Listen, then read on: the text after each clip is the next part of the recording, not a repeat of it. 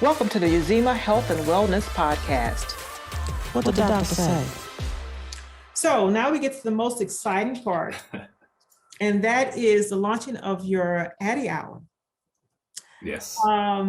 What prompted that? As if you don't have enough to do between the Addy Lab, the Addy community events, to add the Addy Hour. Yeah, I'd say what prompted me was what I felt was really a need to be able to have these types of conversations like the one we're having right now, this really at an intersection. So a lot of what I've been able to do over the years is also talk about the intersection of mental health and faith on college campuses and in communities, as I talked about before. So when I give those talks, there's always interesting dialogues that come up. So I remember speaking at one college and I had a student who asked a question and said, well, I understand everything you're saying. She was actually majoring in neuroscience, but she said, how do I help my family members? So she had an aunt who was struggling with, I think, depression or anxiety and wasn't getting any better. And her aunt was being told the only reason she wasn't getting better is because she wasn't praying hard enough. So for me as a person of faith, I had very mixed reactions to that comment because I do believe in the power of faith and the power of prayer and the power of God to heal. But I'm also a neuroscientist and I'm definitely not going to ignore all that we know about the brain.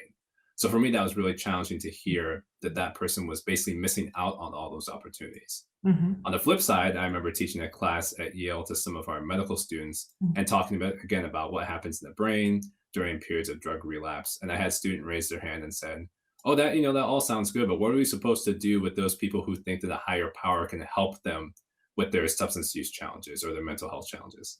Now on that side, I have someone who's completely dismissive of the faith community and the power of faith to move through those things. So it's almost like I had these two different worlds that I was trying to navigate, both of which had problematic components, not intentional, but problematic components because they were looking at things with a singular lens. So saying only through a faith approach or only through a basic science approach or pharmacology. And so it really kind of got at my passion for really making sure that these conversations were integrated because there's so many different components to mental health. So thinking about things like we even talked about here, all the racial injustices that are happening, racism, the microaggressions, socioeconomic status, psychological components. So really, I wanted to have a conversation similar to what we started in our town halls that could be at a much larger scope. And so for me, a podcast seemed like a good way to be able to do that, to really get that message out there and to bring in guests who could talk about some of these challenges at the intersection of mental health, faith, culture, and social justice. So we hit on some heavy topics, but in a way that I think is really refreshing and also empowering for people as well. Hi, Uzima family. If you like what you're seeing and what you're hearing, subscribe to our channel.